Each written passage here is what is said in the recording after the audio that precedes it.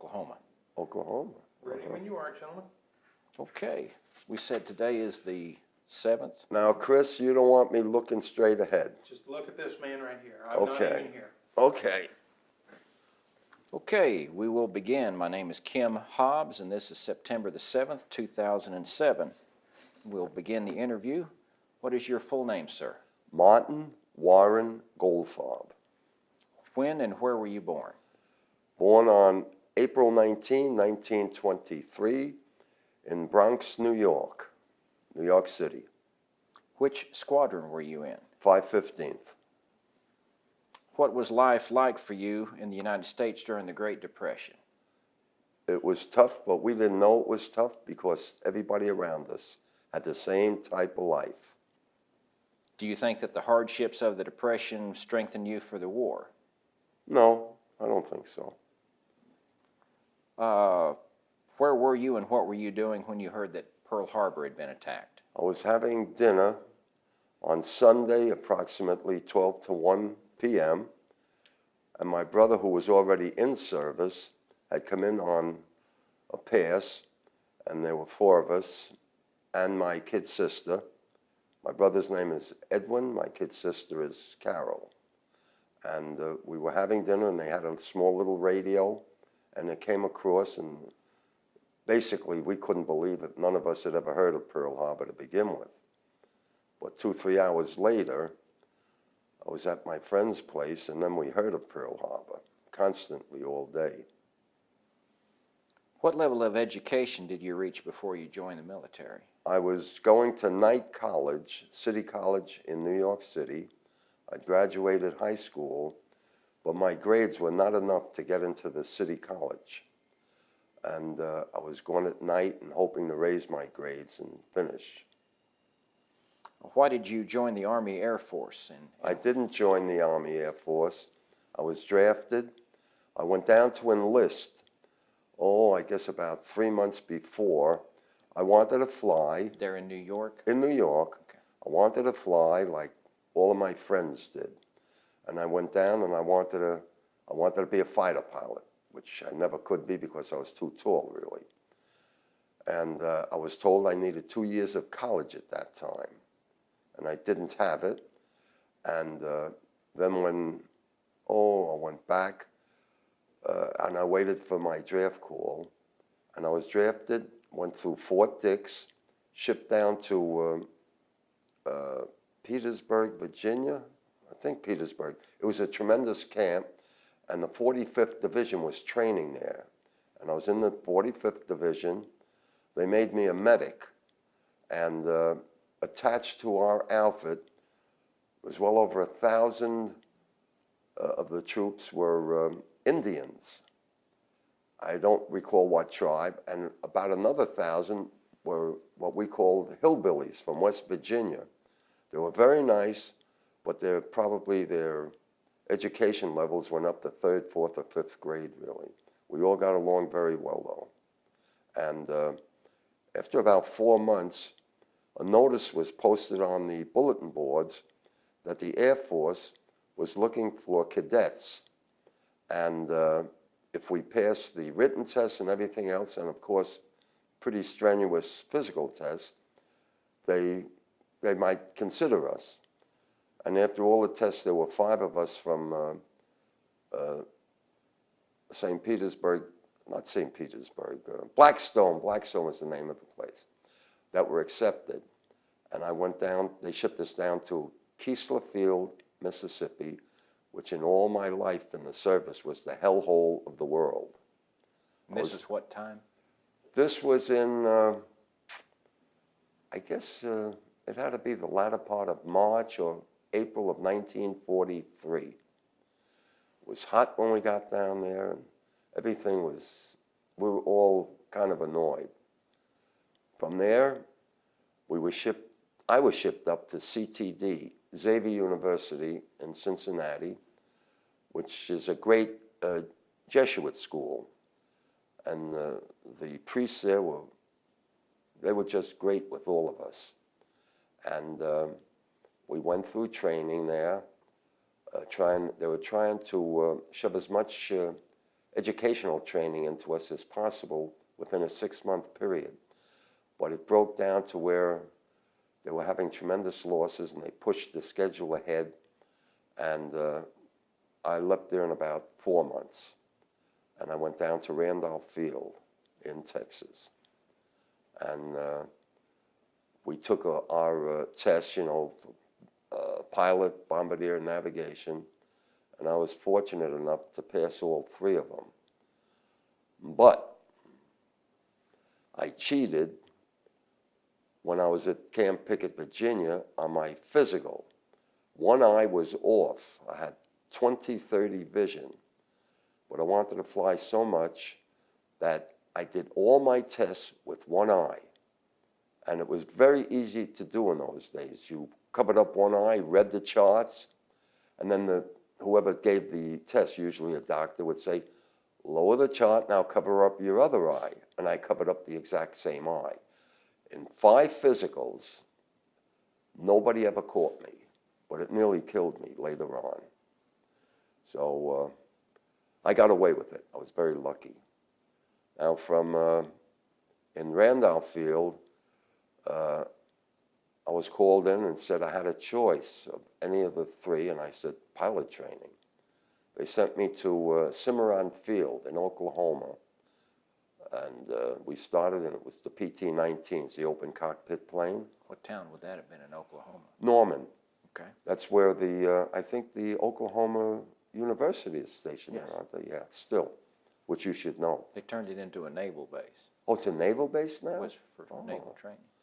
Okay, so I soloed a couple of times, and one night went to bed, got up in the morning, and 4 inches of snow had fallen. And of course, in those days, no fields were ever cleaned off, and it was dirt field to begin with.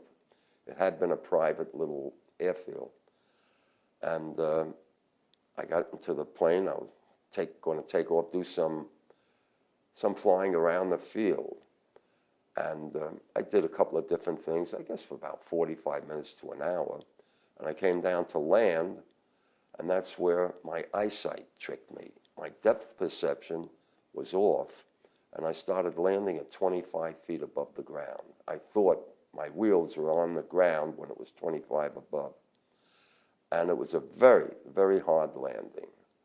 So my flight instructor immediately ran over to me and said, what were you trying to do? So I said, I never flew in snow before. He says, well, it does snow sometimes. And he said, we're going to have to send you up tomorrow, and I'm going to have the colonel with me on the thing. And I did a little better because I remember I was very tight, and I kept saying, I'm not on the ground, hold back, but I thought I was on the ground about 12, 13 feet off. Wasn't as bad as the day before, but it was enough to eliminate me. And the colonel was excellent. He was a West Point colonel, was very frustrated because he wasn't in the front lines. And he said, what would you like to do? You have your choice of bombardier navigation. I said, navigation. And he says, okay. And I said, if I flunk out of navigation, I'd like to be a gunner. So he says, all right, well, the navigation school that they were shipping from that district, he said, the class won't start, and I forget if he said 5, 6, or 7 weeks. And he said, we can send you to Harlingen, Texas. And that's where I went, and I became a gunner. I got my gunner's wings there, and then to Selman Field in Louisiana. And I got my wings at Selman Field as a navigator. And from there, I had 4 days to come home, but I was undecided because there was this very, very lovely gal in Cincinnati that I had met when I was in Xavier, and I was debating, go back and marry her or go back and see my folks. And my folks won out. So from there, I went to Lemoore Field in California with a bunch of other navigators. And from Lemoore, after about 2 weeks, we were sent to March Field to put the crews together. And that was an experience also, because the first crew I was on, we all thought we had the best crew in the world. But after being there about 5, 6 weeks, I forget exactly how long, our head pilot got a streak in him, and it wasn't a good kind of streak in him. He got together with his mother, and she was sending letters and wires that she was ill at home or something, and they gave him some sort of a release for about a week or so. I don't know how he did it, but we were sitting on the ground, and he got home, and they found out that he didn't say what he should have said. He was eventually court-martialed there. What happened, I don't know, because that took place well after we left. But, we sat down about a week, 8, 9 days, and then I was assigned to another crew, and that was the crew I flew all my combat missions with. My pilot was Robert O'Connor, and their navigator, who was a good friend of mine, David Hamilton, did not do his work at navigation school. I flew with him on many night flights. There were 4 of us on these night flights with an instructor and a pilot. And he used to copy all 3 of our logs. And I used to say, Dave, you don't know where you're going to be. You may have to work. He said, oh, I know. It's just easier this way. And he sat down, too. They stopped letting him fly. He had a desk job. He was not court-martialed or anything like that. And the first flight that I had with my new crew was the last flight I had with my old crew, which was a navigational flight of 1,000 miles, 500 each way, into the Pacific and back. And I had done it already, and they were worried, and none of them talked to me. And I got there and came back. It was very simple, actually. And my gosh, they applauded me when I got off the plane, hugged me, and all of us became very close after that. We went up to San Francisco. Oh, before that, we had 3 different tragedies at March Field. And I don't have records or anything, but I believe there were more crews in training killed there than at any other base in the country, because we were on the western side of the mountains where Palm Springs is, where the desert really starts, and taking off at March Field. The mountains were very close, but that wasn't the main problem. The main problem was dropping dummy bombs in the desert and coming back sometimes at night. And the barometers changed going across and coming back, because there's a big difference the mountains make there. And on one flight, we had 7 planes in our squadron. We took off to drop bombs, and we were forced down, we were forced down in Phoenix, Arizona, and we were there overnight. We flew back, and what we didn't know, 2 of the planes hit the mountains, all 20 men were killed. And when I walked in, my bombardier had not flown on that mission, with us. He was sick, and when I walked into our room, usually navigator and bombardier shared the rooms on the bases. He turned white. He says, what are you doing here? Everybody was killed. I said, we didn't know anything about it. And at that time, he said, I had a girlfriend in San Bernardino who had called up. We had a date the night before. And he told her that I was dead, and she fainted on the phone, so I called her back. That was a little humorous story. But we had another crew flying north, and they were up around the San Francisco area, and something happened, and the pilot wanted them to bail out, and then said no, whatever it was. Somebody didn't get the no and bailed out and was killed, hit the ground, and a couple of other incidents, and there were many different accidents at our base in March Field, California. And I believe we have a museum up there now, a little piece of it. So what happened, I believe, we had a tremendous amount of our guys training that were killed in the States that was never really publicized. But more so than I didn't realize until I got back home.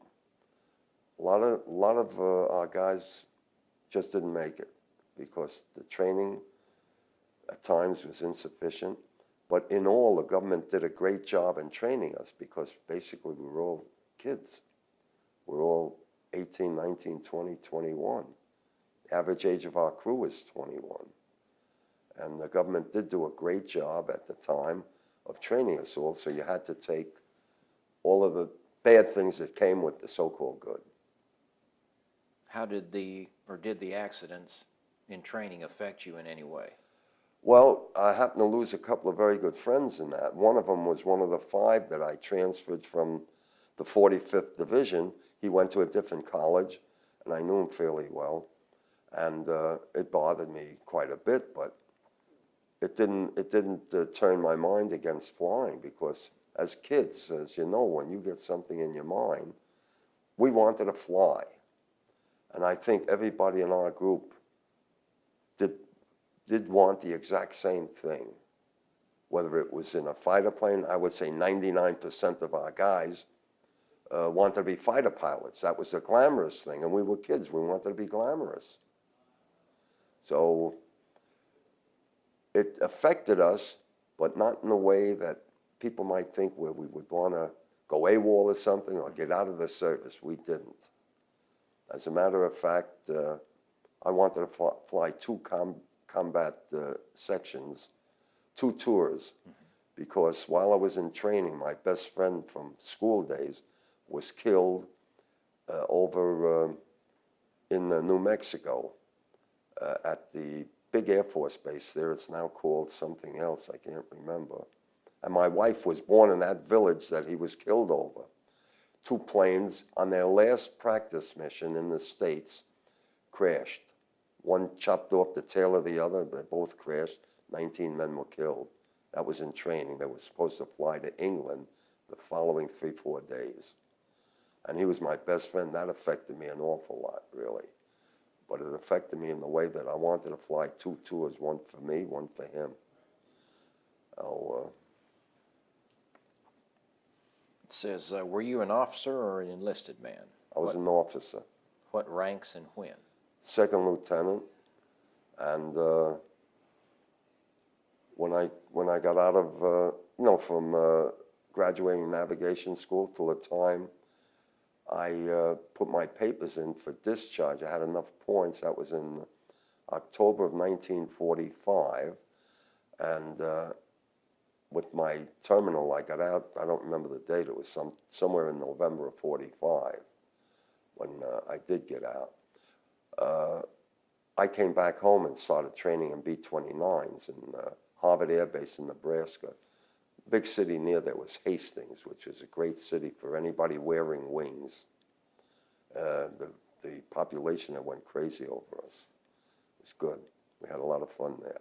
And getting out, I had written a pretty big article in the Intelligencer when Warren Grant was the editor. I was the last man out of the 376. I was not the first man in, but I was the last man out, because when we got to, it was called Harvard Air Base in Nebraska, right after Truman dropped the bomb, we were scheduled to fly to Saipan or one of the islands in B-29s around September 15th of '45. He dropped the bomb in the early part of August. And then everything came to a halt, really. And my records were lost somehow. And all of my friends were shipped out. I was there. And they even made a squadron for me with 4 enlisted men in it. That's the ridiculous things about how the Air Force, the services worked at times. 4 enlisted men called Squadron G for my last name, Goldfarb. And I spent more time in town than I spent on the base until after about a month or so, I was called and the colonel said, what do you do on the base? I says, I'm not doing anything. So he says, why? I said, nobody gave me any job to do. So he says, you're the new finance officer of the base. I says, I don't know anything about keeping books or anything. You're the new finance officer. And after about a month of that, or 6 weeks, I was afraid that I was going to, and I was in charge of a lot of money, which I wasn't happy about. So I put in for discharge, and I got it within 3-4 days. I was discharged in Sioux City, Iowa. And that was, I forget the day even, because Sioux City was close to Omaha. That was sometime in early October of 45. I got the papers, but I still had a leave coming. And also, we closed the base in San Pancrazio. That was closed on my birthday, April 19, 1945. The whole base was closed. And that's when about 1,300 of us were shipped back to the States on the USS West Point, which at that time was the biggest ship transporting military. And from there, I was at Times Square for VE Day, which was a big surprise. And one of the fellas from the 515th was visiting me from Massachusetts because he had never seen New York City. He missed this meeting. He's ill right now. And he called up to find out. He came to New York if I'd show it to him. I said, sure, you stay at my mother's apartment, you know. He did. He came down, and after we were in the apartment, after my mother made a meal for us, I said, you know, we're going to be sitting around here for a couple of days. Let's go down to New York and get a hotel room. And we all had money in our pockets, you know. So that's what we do. I called up another friend of mine from before the war who had gone through hell. He was a radio operator in England. He was shot down once, rescued, but his mind was in pieces, really. And he was in a hospital in Atlantic City, but home on a couple of days leave. And he said, sure. So the three of us went downtown, and we were there for the big celebration in Times Square, where the pictures you saw, the sailors kissing all the girls or something. There were a lot of plain military men kissing the girls also, not just sailors. And we really had some time there. And then we went, after that we flew out to, we took the train out to Harvard, Nebraska. And we started the train in the 29s there. So your MOS or specialty in the military was? I think, I'm not sure. The only reason I think is because I went through some of my logs, which I still have. It was 1034. I think that's for all navigators. I'm not sure. I don't think it matters, really. What were the strengths and weaknesses of the B-24? Ooh, I didn't know enough about how they built the crafts to even talk about that. I just knew, I felt it was a good plane. I'd flown in the 17s occasionally in the States and a couple of others. And to me, if it landed and took off safely, that's all I was concerned about. Didn't have a preference? Didn't have a preference? No, once I was put somewhere, there's no preference. I didn't worry about it then. What was your first combat mission like? It was a little tough for me. Do you That remember was the date? Linz, Austria. And as a navigator, I was in charge of giving oxygen checks.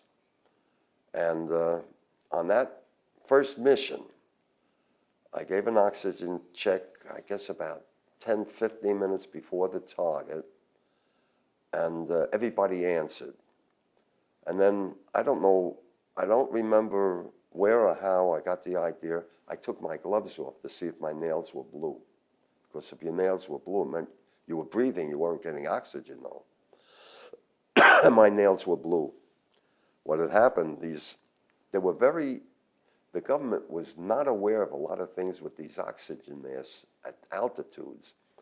The saliva had frozen up in a connection that must have been the little hose connection down, and then that went into the main thing on the plane. Excuse me. And my nails were blue, so I immediately pulled out the clip there, took my oxygen mask off, and put the whole pipe in from the main oxygen part. And what I didn't know, I had it in, And when I tried to take it out, like after we hit the target, I couldn't get it out. It was frozen to my lips. And it was nothing serious. I was getting oxygen, though. But I flew like that. My gosh, I must have flown like that for half an hour, an hour. It was uncomfortable. But then I got annoyed. And as kids, our tempers, we just didn't understand our tempers. And I said, God damn it. And I pulled, and I got it out, but my lips were bloody, and the blood congealed even. And for about 10, 12 days, it was like hell, really, trying to eat or anything. But I never put in for a Purple Heart because that was my fault, I guess. I don't know. But when I went up again, a couple of people at the base, they were a lot smarter than a lot of people in the States telling us what to wear. And they put a condom inside the oxygen mask, and that worked for the rest of my tour. I had the same thing. It wore out. If I had the oxygen mask now, it'd be in pieces. Unfortunately, about 20 years ago, my wife and I were going away and we were leaving our 16-year-old daughter at the house, and I said, Andrea, no parties. She was in her senior class in high school. Mentioned it to her twice. You promise? Yeah.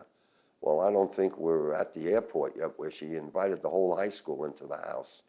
They wiped out my liquor cabinet to the drop, whatever I had there. And it was snowing. And somebody stole my oxygen mask. I had, unfortunately, left it out in the basement. I have a whole box of a lot of stuff. My leather pants, the jacket that we flew in, which is not the regular jacket. I have that too, but the sheepskin jacket. And I had left that out. I wanted to show the oxygen mask to one of my neighbors at the time.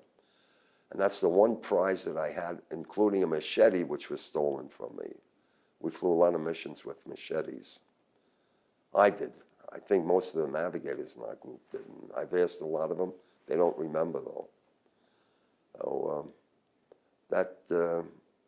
I grounded her for a month. Didn't help, though. See, what was the easiest milk run that you ever had?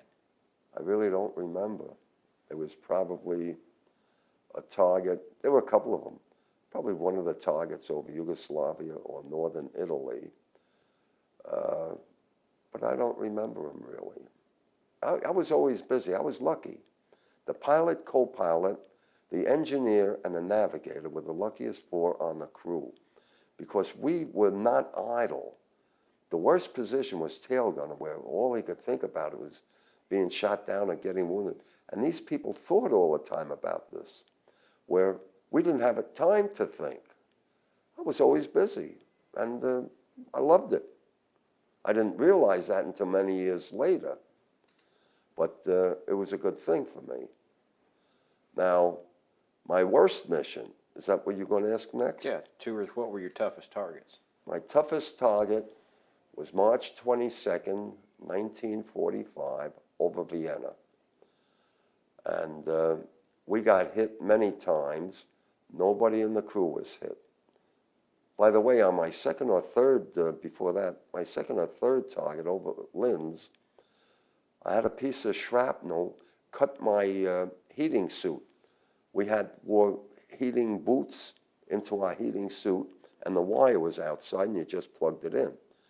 And that thing hit like a half an inch away from my ankle, cut the wire and everything, and my heating suit went out, so I had frostbitten feet, which at that time I reported when we got back, and our interviewer, I forget if it was Doc Preble or the one who became wealthy with the rent-a-cars, Avis, Warren Avis. They were our two interrogators at the 515th. But they put in for a Purple Heart, which I never got. I don't think whether you were entitled to it or not, I was put in for it. But a lot of our records, on April 19th, when we went to Taranto and the boats were taking us over, the boat carrying all the records, was sunk. And they never retrieved the records from that. So a lot of missions toward the end of the war were on that boat, and a lot of papers and everything else, which they never retrieved. So that was in Linz. But in Austria, coming off the target, we had two engines that were hit. One was just smoking a little. The other one was coughing up a lot of things. And within about 20, 25 minutes, we couldn't keep up with the formation. And there were a couple of German fighters off in a distance, I would say 1.5 miles, 2 miles maybe. They weren't American fighters because we were off the target. And if it was American fighters then, they'd come in and we could see them. But they were off in the distance.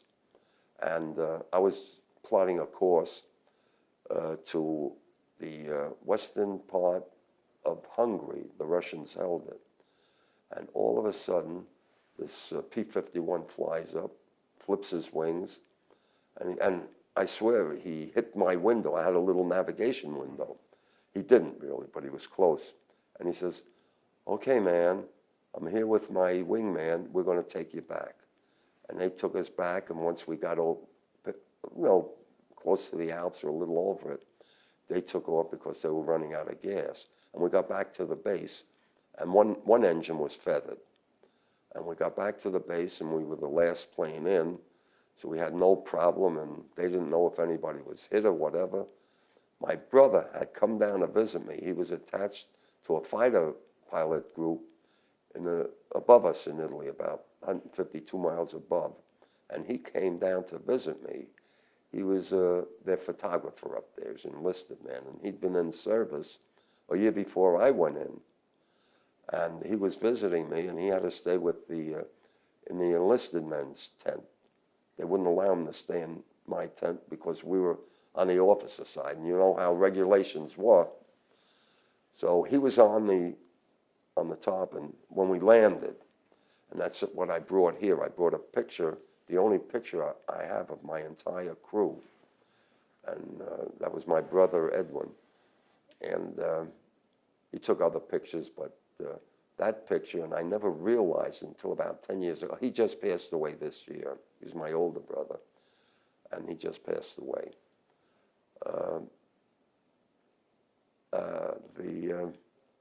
About 10 years ago, he was at my house. Of course, I had replenished my bar from years before when my daughter had all the friends over. And we're sitting looking at a bigger picture than this one hanging on my bar wall. And I said, "You know, you always prided yourself as being a great photographer, but you weren't so good when you took this picture." So he looks and he said, "It's the only picture you have. What's wrong with it?" I says, "You didn't have the plane number 89 in the background." I said, "I could tell any story. You know, nobody's going to know about it." I said, "Why didn't you have the plane in the background?" He said, "I never thought of it." So I bawled him out jokingly. And I still have the pictures. The fighters that escorted you, were those Tuskegee? That's the Red Tail, right. The Tuskegee Airmen. I don't know the names of the two of them. And I'm not sure, I think the squadron was 99. Because if you remember, and you were there in Covington, right? Right. You remember our guest speaker? Chuck McGee. And I'm the one that was with him the whole day. I guided Charlie Yates and I went to the airport, picked him up, and Charlie said, "I'd like you to stay with him the whole day," and I did. And we became very friendly. And I had asked him, he said his squadron did not cover, I don't know, that part of Italy or whatever it was, but he was flying there, and it was the Red Tails. And I called him up, I spoke to him, and he called me back about 2 months ago because Charlie had told me he heard that he had cancer. He said it's in remission now. And Chuck is about 87, 88. Great looking guy, very, very quiet, and he's one of the nicest people I've ever met. And I guided him around. If you remember at that time, there was that big beer thing right near the hotel, the German beer. It was, they have it once a year. And we're walking through it, and I'd never heard of a funnel cake in my part of the world. And we're walking by, and I said, "Chuck, he insisted I call him Chuck, by the way. His name's Charles. Did you ever have a what was it called? Funnel cake. Funnel cake. You know about it, right?" And he says, no, what is it? I says, I don't know. It's got a lot of white powder on it, though. So I says, I'll get one and we'll share it. Okay. So I get it, and he got the white powder all over his face. I made a comment. I like to kid around a lot. And he laughed. I said, what, are you trying to pass for a white man? And he laughed. He was just a good guy. And of course, he got a couple of standing ovations at our big dinner, and he was worth it. But he's in fairly good health now. And they got, in the end of March, the government gave the whole outfit a gold medal. And I happened to catch it on TV at the end of March, at the end of May, really. And it was quite a presentation. He was up on the dais, and he was one of the speakers. And he holds the world record of having flown the most combat missions of any pilot, American pilot. But he was just wonderful, and we had a great time with him. Was that your closest call about getting shot down? Well, yeah, well, that's, I guess we had the most holds that day, but we got back. And I think the plane, they set it down. I don't think it flew another mission. It might have, but I don't recall that. Because from what the guys, our gunners counted, they counted over 80 holes in the plane. And nobody got hit, which of course we're very lucky. You know, the engine, of course, got hit, both engines, but we didn't. Did your reasons for first joining the military, drafted patriotism, adventure change over times during the war? No, it became stronger. I'm a big believer in this country. Right or wrong, right now I think the wrong people are in Washington, but I love this country, and if I had to, I would pick up a gun again for it. Because I go back a long time, and there was a tremendous amount of prejudice against us. I'm Jewish. And through the years, my grandparents came here because of the terrible things they went through in Russia. And they came here in 1892. And it was instilled in me as a child to love this country. My mother did, my father did, and my brother and sister and I do. All of our family did. And every one of my cousins that was of military age served in the military. And a couple of them flew also. One of them was a pretty well-known photographer. He traveled around a lot. But they all served. And we're very proud of that. And I would do it again. Did you receive any medals? I have 2 air medals. One of them was given to me, I believe, for saving my ball gunner's life on an oxygen check. The target, if I remember correctly, and I didn't look through my papers, the target was Wiener Neustadt, and I forget the date. And we're about 15, 20 minutes from target. I was taking an oxygen check, and he didn't answer. His name is George Baconrind. He was the only full-blooded Indian in our group, and one of the few full-blooded Indians that flew. There was a lot of prejudice against them getting in. Very bright man. He just passed away about 3 years ago, right after the Oklahoma, what was that, maybe 4 years ago then. And he didn't answer. So I immediately got the tail gunner and one of the waist gunners, Jack Wilson and Koshlichuk, to go over and get him up manually. And then I had, up front, I had a little portable oxygen tank. So I don't remember how I did it, because I can't believe that I walked the plank, the Bombays, with the oxygen tank without my oxygen. But I figured I could do it quick enough. You know, you could stay alive. We're about 22,000 feet. You could stay alive 7, 8, 9 minutes without getting the oxygen, I guess. I'm not sure how long. But I got it to them and helped them strap it on, and then came back. We got them out of the ball turret. The 2 gunners actually got them out. And when we were interrogated, Doc Preble, that one I remember, he did the interrogation on us. I was very friendly with him. He was a great guy. He put me in for something, and they mailed me an air medal one day, quite a while after. I don't know how or why. I never asked for it. So I finally coaxed him into coming to a reunion, he and his wife. And the first reunion he ever came to was our second reunion in Tucson, which had to be, 2000 or 1999. Were you in Tucson? The second one that you Yeah. went to. Well, I was at two. One in 1991 and one years later when George came.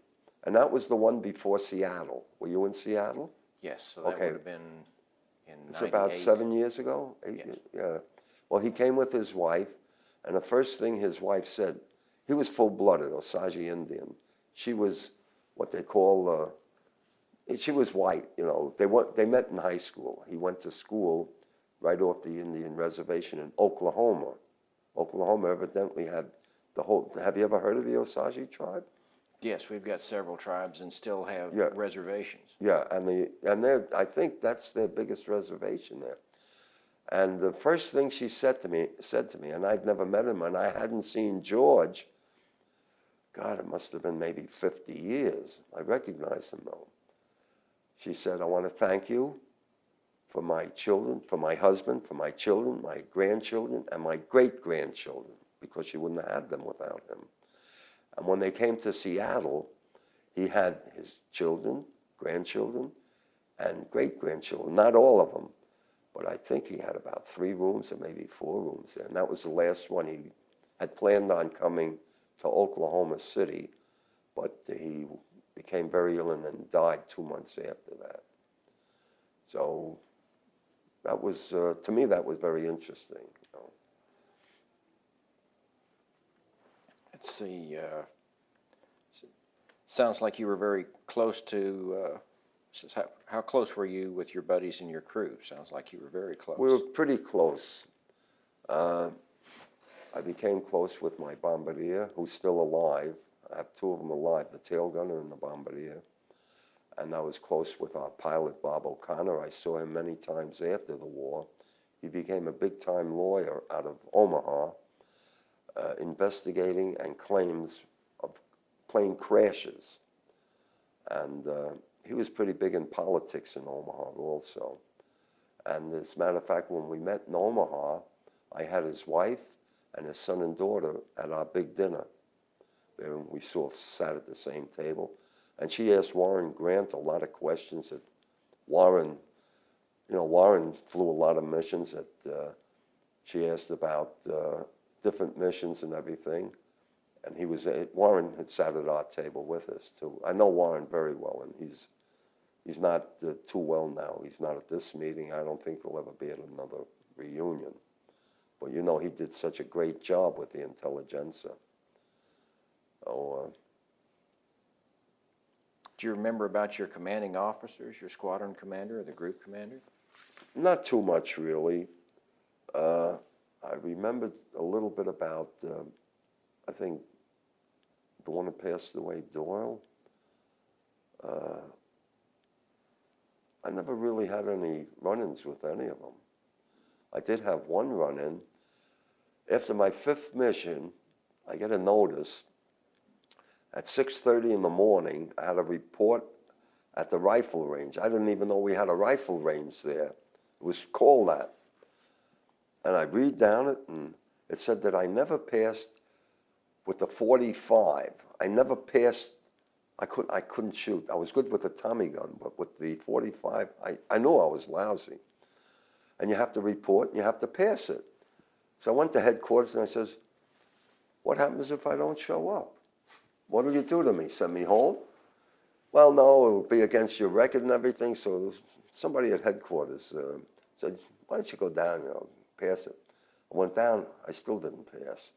And whoever it was in charge of doing it, I must have missed by so much.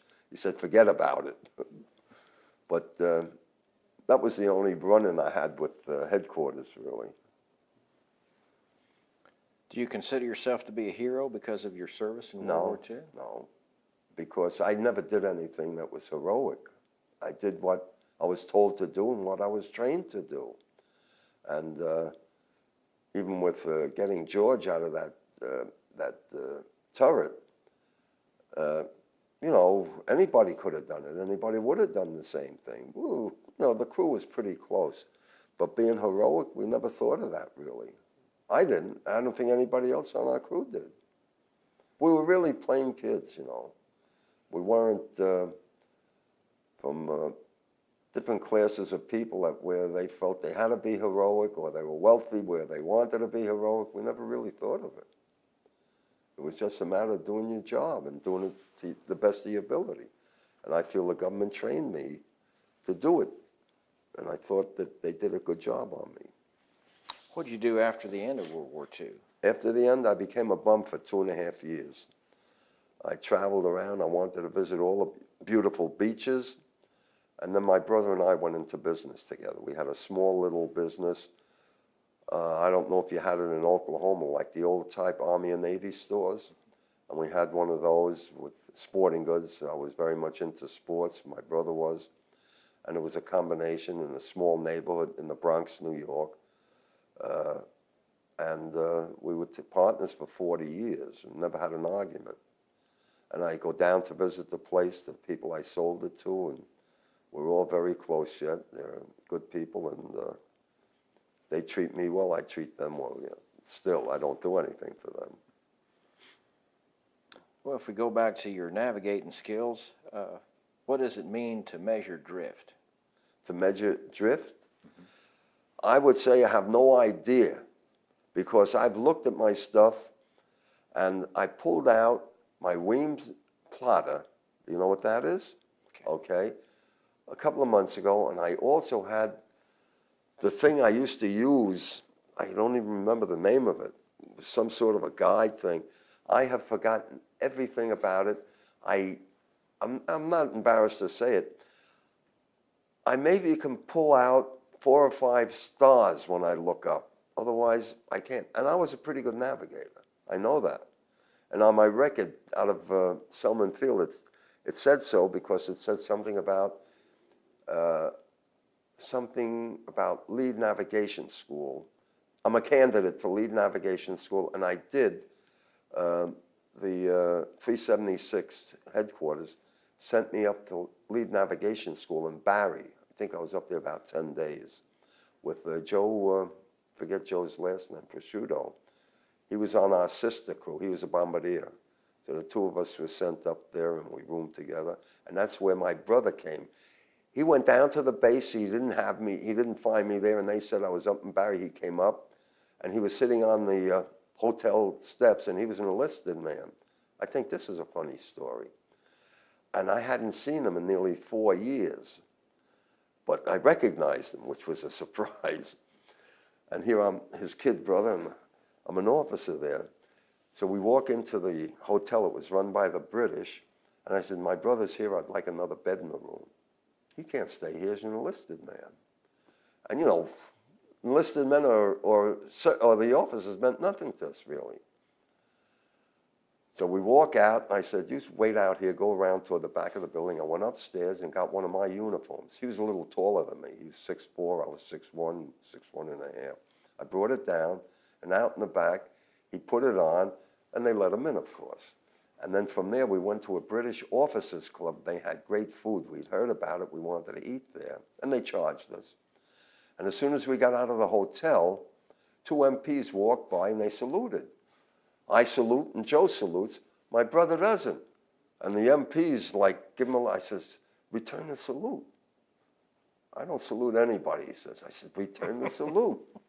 And, you know, he was, I don't know the word to put it. You know, I know the words I would use if I wasn't before the camera. But he was an individual. He was a great guy.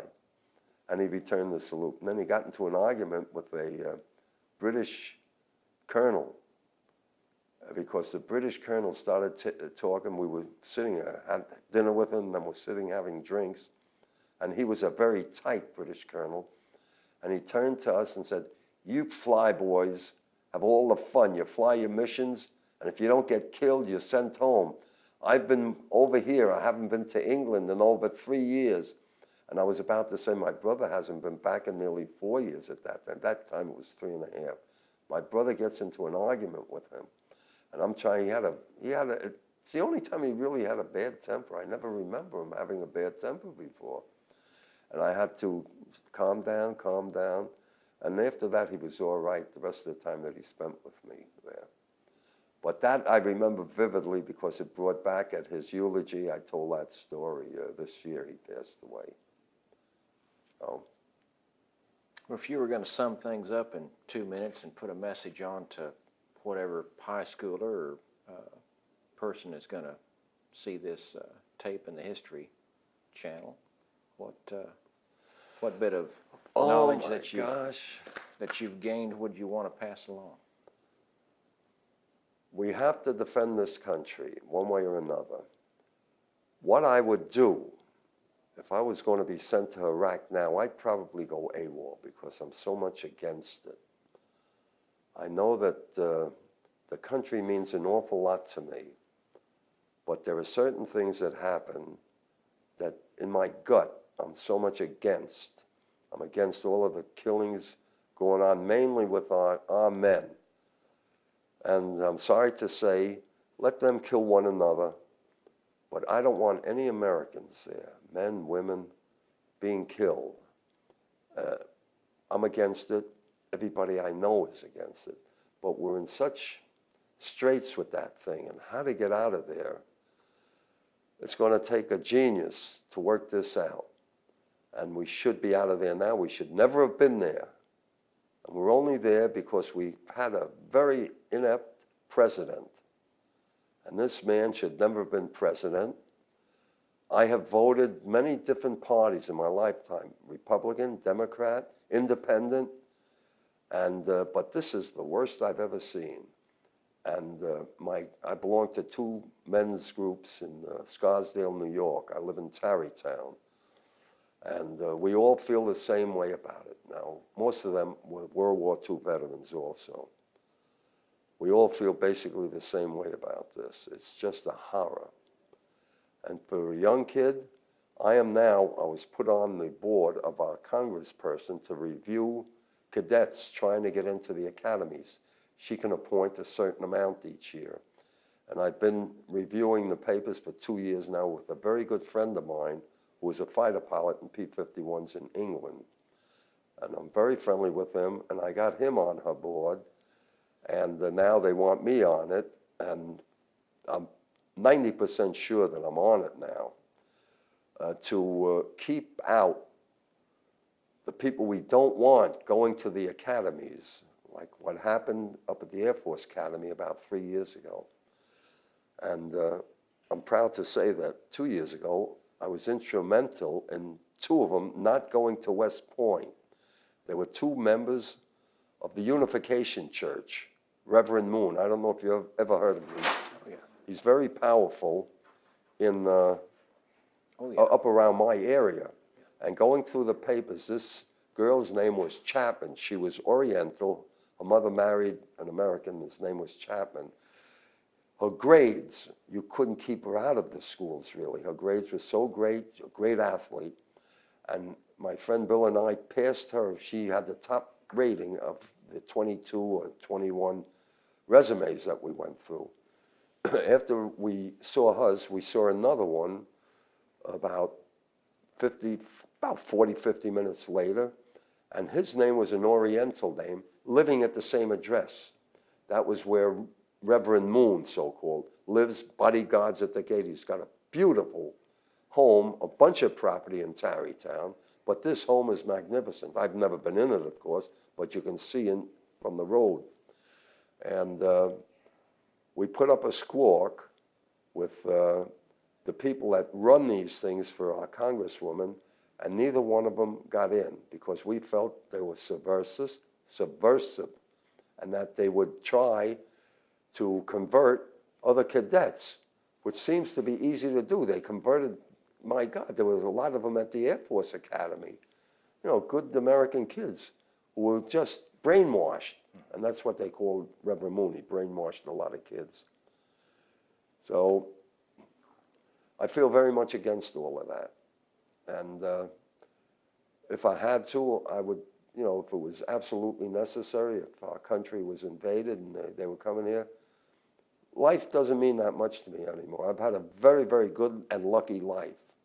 And if I had to kill somebody, I would for that. I've always felt that way. And a lot of my friends feel the same way. My friends that are alive yet, most of them, my good ones, have passed away. So if you want to say I'm a patriot, absolutely. I'm a patriot. Well, thank you for your service, sir.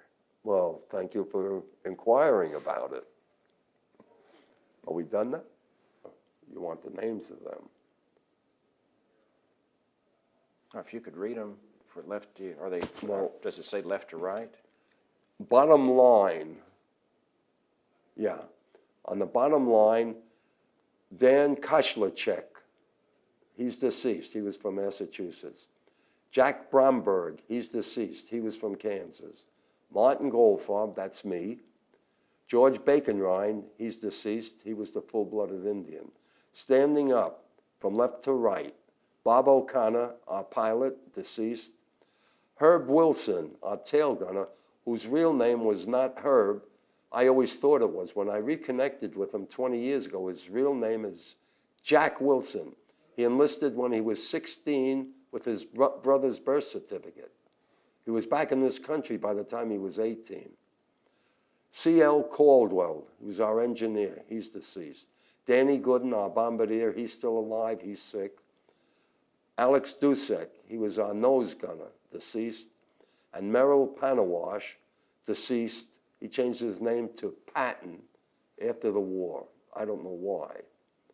And this is the picture taken by my brother, Edwin Goldfarb, on March 22nd, 1945, which is what, 62 years ago?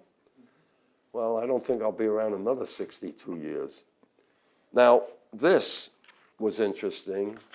When we went back to Italy, there was a group of us, the first group that went back. There was another group went back about 8, 9 years ago. This is in 1991.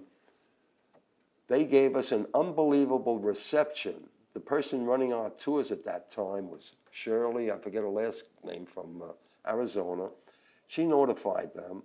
And when we came into town on our bus, we couldn't find the airstrip. And they were waiting for us. The town was all blocked off. They were waiting for us because to them, we did a lot of good. And we did, basically. We tried. My friend Dave, he's being interviewed now. He's still alive. We share a room together. He got all of this together, this plaque, and sent it to them. And they put that up on the building. This is the building where the mayor's office is. And our group that went back years later after we did, they said the plaque is still there. And the Air Force sent over a contingent. I think they came in from Brindisi or one of the villages to do what they had to do there.